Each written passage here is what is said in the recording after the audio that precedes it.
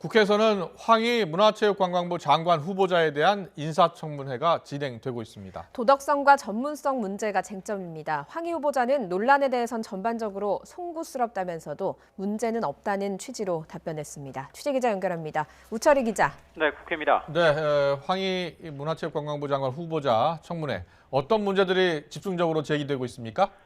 네, 먼저 가족의 생활비로 월 평균 60만 원을 사용했다고 신고하고도 다른 학비가 4천만 원이 넘는 외국인 학교에 보냈다는 논란, 또 본회의에 불참한 채 병가를 내고 가족과 해외여행을 갔다는 논란을 비롯한 도덕성 공방이 주를 이뤘습니다. 민주당은 정책 역량 검증에 주력하면서도 도덕성 논란에 대해 선제적으로 사과를 요구하면서 충분한 해명 기회를 주는 데 주력했습니다. 황희 후보자는 본회의 불참은 거듭 사과하면서도 생활비 논란에 대해서는 카드 결제액만 계산된 것 같다면서 다 포함하면 실제로는 300만 원 정도를 썼다, 이렇게 사실상 문제 없다는 답변을 했습니다. 여행 좋아하시나 봅니다. 네, 그래도 그 본회의에 불참하시고 가시면 안 되겠죠. 그 한 달 생활비 60만 원이 쉽게 납득이 안 되는데요. 결과적으로는 매우 부적절한 조사였습니다. 최대한 아끼려는 마음이 있는데 그게 아마 잘못 전달된 게 아닌가 이렇게 생각이 됩니다. 또 지도 교수가 연구 용역을 받아 국회에 낸 연구 보고서를 번역해 자신의 박사학위 논문으로 제출했다는 의혹도 도마 위에 올랐습니다. 국민의힘에서는 그대로 베껴 쓴 것도 모자라서 국민 혈세로 논문을 산 것과 다름없다고 강하게 비판했습니다. 논문을 사실상 국민 돈으로 샀다라는 합리적인 의심을 들 수밖에 없고 이것은 편법도 아니고 심대한 불법행위입니다. 후보자님. 논문은 부족합니다만 감히 실제 그다음에 표절 이거를 보더라도 이렇게 한 25% 넘어야 되는데 5% 미만이 나오는데요. 논문은 졸작입니다. 그렇지만 실제 그 부분은 제가 쓴 거는 맞습니다. 전문성과 관련해서도 공방이 있었는데 민주당에서는 당 정청을 두루 거쳐 풍부한 역량을 지녔다고 호평한 반면에 국민의힘은 전문성이라고는 눈 씻고 찾아볼 수 없는 내년 대선을 위한 보험용 인사라고 맹비난했습니다.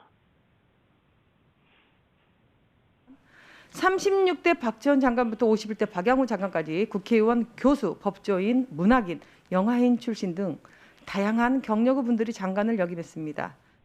그리고 20대, 21대 국회 임기 통틀어 대표 발의한 법안 67건 중 문체부 소관 법안은 이벤트 산업진흥법 단 한 건이었을 정도로 문화체육관광계에 별로 관심도 크게 없어 보이시는 후보자님에 대한.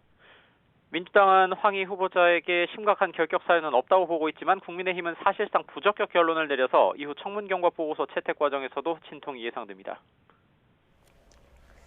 네, 오늘 오전에 민주당과 정부의 부동산 대책 후속 협의가 있었죠. 어떤 내용이 오갔습니까?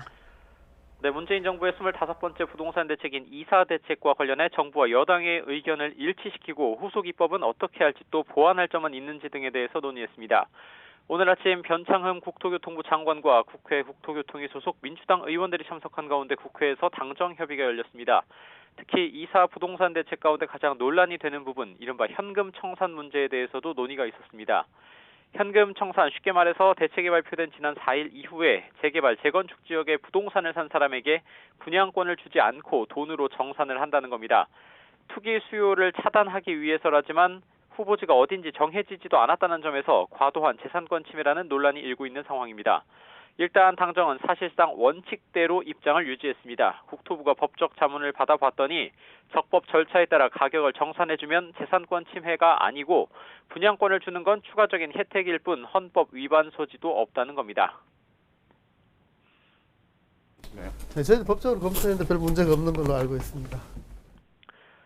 이와 관련해 민주당 국토위 간사인 조홍천 의원은 재산권 침해 여론이 많다고 해도 무조건 따를 건 아니라면서 어떤 제약이 있는지는 챙겨보겠다고 보완 가능성을 완전히 닫아두진 않았습니다.